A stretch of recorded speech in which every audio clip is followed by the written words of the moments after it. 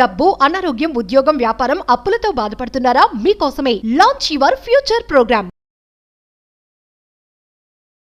Hello నమస్తే welcome to Suman TV. ప్రస్తుతం మనతో 33 ఇయర్స్ టీచింగ్ ప్రొఫెషన్ నుంచి కేంద్రీయ విద్యాలయ టాయ్ టీచర్ అయిన ఎల్ కృష్ణకుమారి గారు ఉన్నారు. వీరితో ఈరోజు కొన్ని విషయాల గురించి మనం డిస్కస్ చేద్దాం. హలో అండి. నమస్తే. మ్యామ్. ఇప్పుడు అకాడమిక్స్ లో ఓన్లీ స్టడీసే ఇంపార్టెంట్ కాకుండా అవును. చాలా మంది స్కూల్స్ ఎప్పటి నుంచో చేంజెస్ అనేవి తెచ్చారు. అవును. కో కరికులర్ యాక్టివిటీస్ ఎక్కువగా ఇంట్రడ్యూస్ చేయడం, అవును. అంటే మనకి బయటే కాకుండా స్కూల్ పరిధిలోనే ఇవి కరికులం యాక్టివిటీస్ అనేవి ఇంట్రడ్యూస్ చేస్తున్నారు. అవును.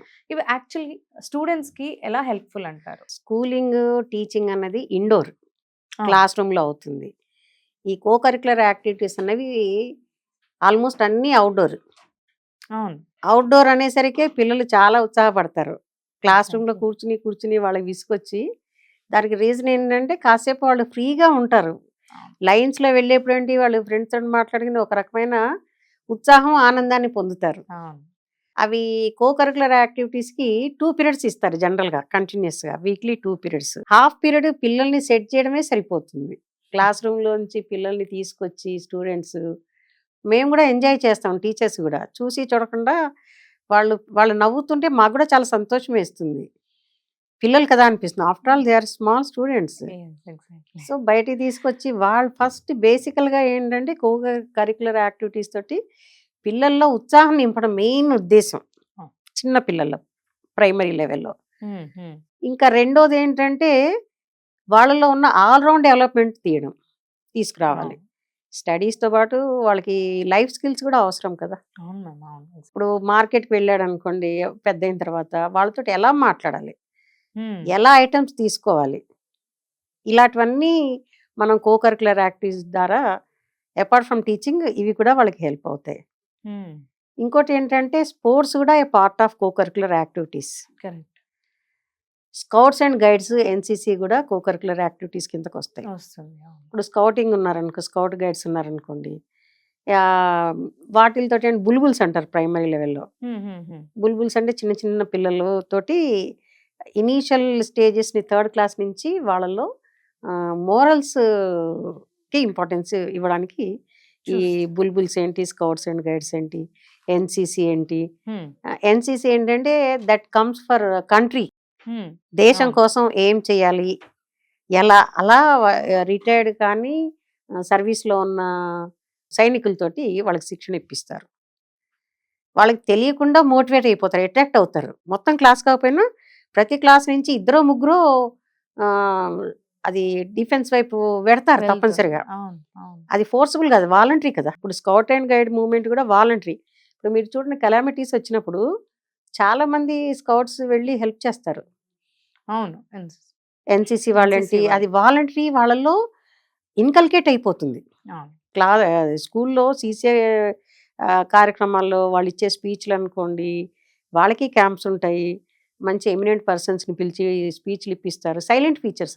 ఈ సీసీ అన్నది పాఠ్యేతర సహాయక సిలబస్.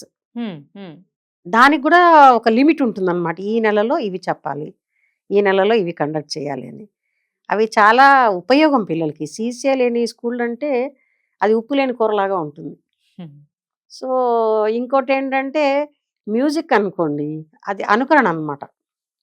ప్రాక్టీస్ చేయిస్తారు టీచర్. క్యూరియాసిటీ పిల్లలకి, అమ్మ మనం పార్టిసిపేట్ చేయాలి, నేర్చుకోవాలి అని ఆ క్యూరియాసిటీ ఇంటికి వచ్చిన తర్వాత కూడా డెవలప్ అయిపోయి దాంట్లో వాళ్ళు టైం ఎంగేజ్ అయిపోతుంది. ఈ స్క్రీన్కి దూరం అవుతారు, ఈ ఫోన్లకి వాటికి దూరం అవుతారు. ఈ జనరేషన్ లో సోషల్ మీడియాకి ఎక్కువగా అదే ఉంటుంది. ఓటీటీ ప్లాట్ఫామ్స్, అవుతారు. అని, ఇన్స్టా అని. ఎందుకు ఎల్కేజీ మాటలు వచ్చిన దగ్గర నుంచి పిల్లలకి ఫోన్ పెడితేనే అన్నం తింటారు, ఫోన్ పెడితేనే పాలు తాగుతారు. వీటన్నిటికీ దూరంగా ఉండడానికి కూడా సీసీఏ బాగా ఉపయోగపడుతుంది. ఇంకోటి అంతర్లీనంగా ఉన్నవి, ఎవరి మనసులో ఏముంటుందో మనకి. కొంతమంది హ్యాండ్ రైటింగ్ లో చాలా బాగా ఉంటారు, సూపర్ హ్యాండ్ రైటింగ్ రాస్తారు. ఇంకోటి పీర్ గ్రూప్ లెర్నింగ్ కూడా ఉంటుంది దీంతో. ఫ్రీ అట్మాస్ఫియర్ లో అబ్జర్వ్ చేస్తారు కదా. క్లాస్ రూమ్ లో అంటే సార్ ఒక్కరే చెప్తారు, ఇక్కడ పిల్లలు ప్రాక్టీస్ చేసి స్టేజ్ మీద పర్ఫార్మెన్స్ ఇస్తే ఆ స్టూడెంట్ క్లాస్మేట్స్ కూడా వాళ్ళని అబ్జర్వ్ చేస్తారు కదా. అబ్జర్వేషన్ స్కిల్స్ కూడా బాగా పెరుగుతాయి.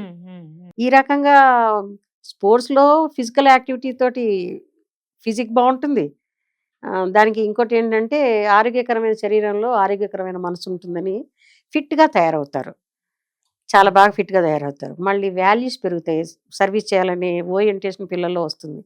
ఇవన్నీ ఏంటంటే మనం తల్లిదండ్రులుగా చేయలేము. అవును. తల్లిదండ్రులు ఎంతసేపు పిల్లల్ని చదివిపిస్తారు కానీ ఈ కోకరికులర్ యాక్టివిటీస్ ప్రిపేర్ చేస్తారు సమ్ టైమ్స్, కానీ ఆ క్రియేషన్ అన్నది స్కూల్ నుంచే వస్తుంది. ఎగ్జాక్ట్లీ. ఇప్పుడు పప్పెట్స్ ఉన్నాయనుకోండి, పప్పెట్స్ ఎలా చేయాలో చెప్తారు. అవును. ఇది మీకు తెలుసు అనుకున్నాను, వెజిటబుల్ కట్టింగ్స్, కార్వింగ్స్. కార్వింగ్స్ ఎంత బాగా ఉంటాయి ఎగ్జిబిషన్స్ పెడితే. సైన్స్ ఫేర్లు, మ్యాథ్స్ ఫేర్లు, ఇవన్నీ సైన్స్ ప్రాజెక్ట్స్ పిల్లల్లో పోటీతత్వాన్ని పెంచు, కాంపిటేటివ్ స్పిరిట్ అవును. అండ్ మైండ్ యాక్టివ్ అయిపోతుంది. అవును. సైన్స్ ఫేర్ పెడితే వేరే స్కూళ్ళకి తీసుకుపెడతాం, వేరే స్కూళ్ళకి తీసుకెడితే స్కూల్లో వీళ్ళకి అబ్జర్వేషన్ స్కిల్ అలవాటు అవుతుంది కదా, వేరే స్కూళ్ళకి వెళ్ళి కీన్గా అబ్జర్వ్ చేస్తారు కొంతమంది. రైటప్స్ ఉంటాయి కదా, ఆ స్కూళ్ళలో వాళ్ళు కూడా స్టూడెంట్స్ ఉంటారు, వాళ్ళు చేసిన వాటి గురించి ఎక్స్ప్లెయిన్ చేయడానికి. దాంతో మోటివేషన్ కూడా వస్తుంది పిల్లలకి.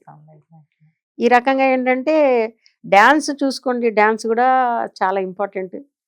వీళ్ళు స్కూళ్ళలో, గవర్నమెంట్ స్కూళ్ళలో మటుకు స్కిల్ ఉన్న టీచర్స్ని తప్పనిసరిగా అపాయింట్ చేస్తున్నారు.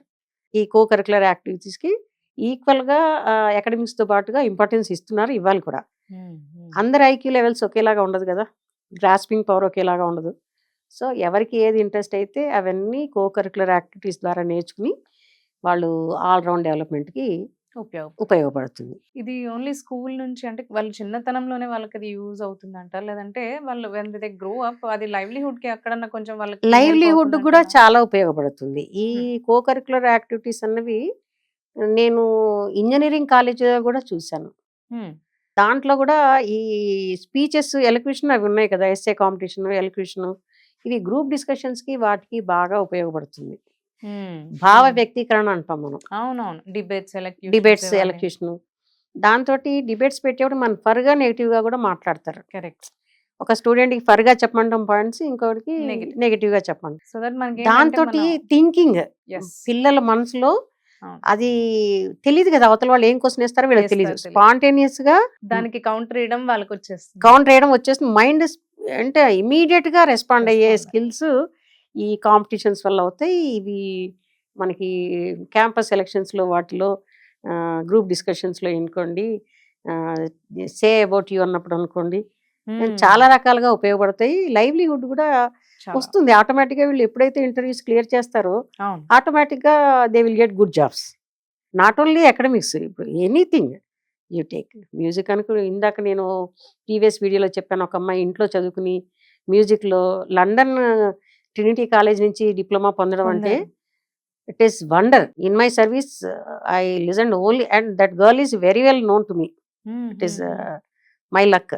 ఇంకా ఏంటంటే ఈ సీసీఏ వాటిలో చిన్న పిల్లలకి వేరే రకంగా ఉంటాయి, పెద్ద పిల్లలకి వేరే రకంగా ఉంటాయి. ఒక్కోసారి ఏం చేస్తామంటే ఈ పిల్లల్ని స్మాల్ 3rd 4th క్లాస్ వాళ్ళని హయ్యర్ క్లాసుల వాళ్ళు చేసిన యాక్టివిటీస్ చూడడానికి తీసుకుపెడతారు జనరల్గా, to get inspiration, to learn, to observe. చూడండి ఎన్ని లాభాలు పిల్లలకి ఈ కోకరికులర్ యాక్టివిటీస్ తోటి. పర్ఫార్మర్స్కి ఉంటుంది, టీచర్స్కి సాటిస్ఫాక్షన్ ఉంటుంది, మేము నేర్పింది వీళ్ళు నేర్చుకున్నారని. And young fellows they will learn from them. And పేరెంట్స్కి ఏంటి లాభం అంటే వాళ్ళు ప్రాక్టీస్ చేస్తూ ఇంట్లో స్క్రీన్ చుక్కి దూరం అవుతారు. ఈ రకంగా కోకరికులర్ యాక్టివిటీస్ అన్నవి ఆల్రౌండ్ డెవలప్మెంట్ ఆఫ్ స్టూడెంట్స్కి కంపల్సరీగా ఉండి తీరాల్సిన అంశాలు. Well said. Thank you so much.